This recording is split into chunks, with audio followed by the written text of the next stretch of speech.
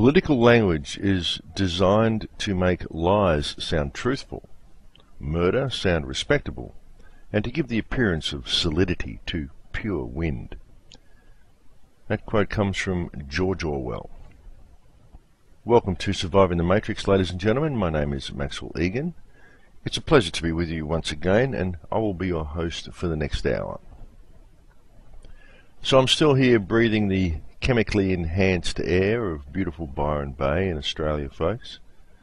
It's just seems incessant, this chemtrail spraying. Maybe it's just me, but I feel that everything seems to have escalated lately.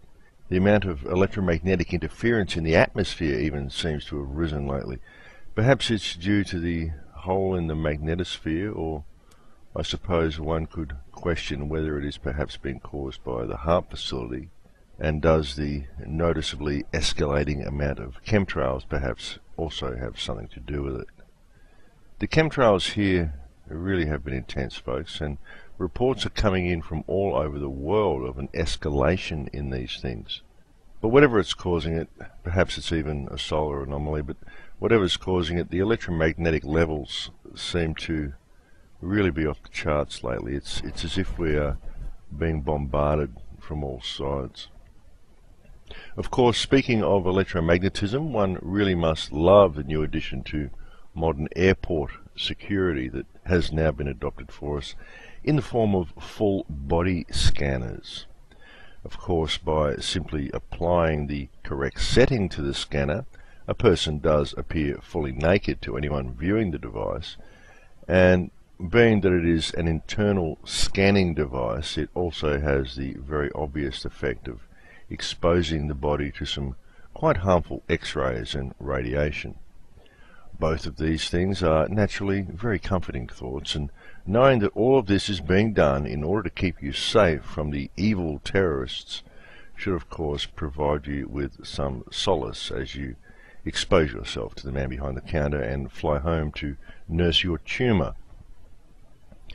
I don't know, folks, have we become gerbils, ladies and gentlemen? Do people actually buy into all this rubbish the government presents the public with under the guise of safety and freedom? I don't know, perhaps the bulk of society truly has become that disconnected from reality that they actually buy into it. And this may well be the case, folks. I tell you, I never watch TV at all. I don't even own one. But the other day I was looking online for a news story that I'd heard about, and I happened to find the story I was looking for on Sky News, but I was forced to watch 2 or 3 other articles before it actually got to the one I wanted to see. And well, frankly, folks, just watching these news presenters and listening to their delivery, I was shocked. I was literally shocked. I mean, these people on the screen, these newsreaders, it was as if they were addressing an audience of 7-year-olds. I'm not kidding, folks. It was so plastic, so blandly condescending, so utterly fake, and so utterly devoid of intelligence that I was literally taken aback. I thought, oh my God, is that how dumbed down society has actually become since I last watched TV? That these news reporters can talk to people like this, and they have to talk to people like this? Or was it simply that bad all the time and I just never noticed it back then? I don't know, but it was amazing, and I was truly shocked by it, folks. And from here, I suppose we may as well go from the blandly moronic to the completely ridiculous. And folks, of course, I'm talking about Obamacare. Obamacare is absolutely ridiculous. It is utterly ridiculous and completely stupid. It can serve no good at all. In fact, even the thought of making people pay for health care is ridiculous. And what is perhaps even more ridiculous is the concept of imposing fines upon people who don't pay health insurance.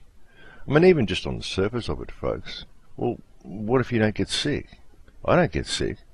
I haven't been to a doctor in over 20 years, so what on earth do I need to pay health insurance for? Besides, isn't the government supposed to be the elected servants of the people? I mean, maybe I'm missing something here, but doesn't the president have to swear an oath to serve the American people and to uphold the United States Constitution in order to actually take up the office? isn't the president actually supposed to uphold that oath? And isn't America actually supposed to have one of the best lifestyles in the world? Well, if such is really the case, if the lifestyle and freedom that exists in America is truly the greatest in the world, then why doesn't the office of president actually do something to help matters and provide free health care for all Americans? I mean, we have free health care here in Australia. Some of the doctors may leave a little to be desired, but hey, at least the system is in place. And frankly, the uneducated pseudo-doctors who simply run their patients' symptoms through a computer program and then prescribe whatever treatment their computer tells them that have been put in place in our modern medical facilities are more the fault of the academic institutions and corrupt governments than anything else anyway. Have you noticed that, folks? Have you noticed that if you go to a modern doctor these days, they don't actually check you out anymore, these modern doctors? They just type your symptoms into a medical program on their computer, and then they simply do and prescribe whatever the program says. So you have to wonder, I mean, is this the result of 7 years of medical study at university? Where is the medical skill in that? I mean, is that how they operate as well? Do they run a surgical application and simply cut where the dotted line on the 3D model tells them to cut? I imagine we could all be doctors in the modern world if we like, folks. All we really need to do is get a copy of the medical program they use and keep it updated. Sounds easy enough. But back to healthcare.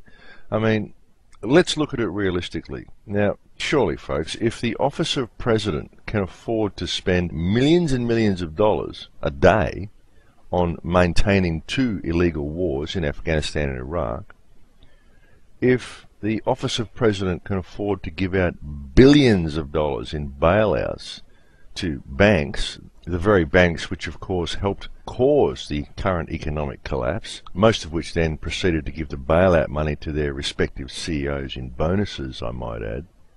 If the office of president can afford to spend millions of dollars on full body scanners, homeland security checkpoints, cameras in the streets, cameras in the stations, cameras in the schools, paying police to beat up school children, arrest 12-year-olds who happen to doodle on their desks, and in training girl guides and school kids to spy on their parents and report the neighbour to the climate Gestapo if they leave a light on.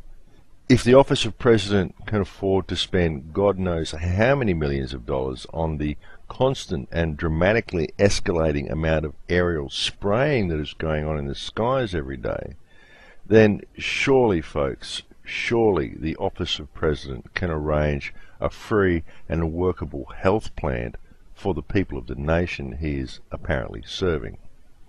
Though, of course, that's probably something that would actually help things and be based in humanitarian reasoning, so it's probably out of the question. I mean, providing a free, comprehensive healthcare system staffed by competent and caring doctors, well, as the late George Carlin might have said, that's something Christ might do. Or in this case, folks, it's perhaps something a caring, yes we can leader who wanted to bring about positive change for his people might do.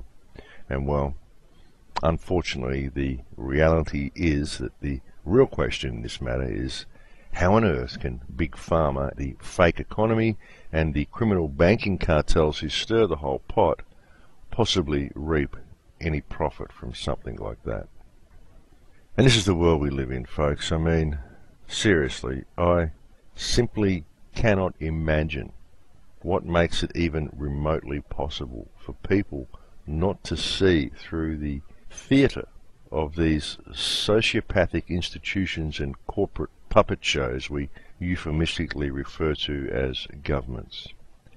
I don't know. Would you really like to introduce some care, Mr. Obama? Well, perhaps you could try entering into the real world and maybe acting like a human being rather than a corporate puppet.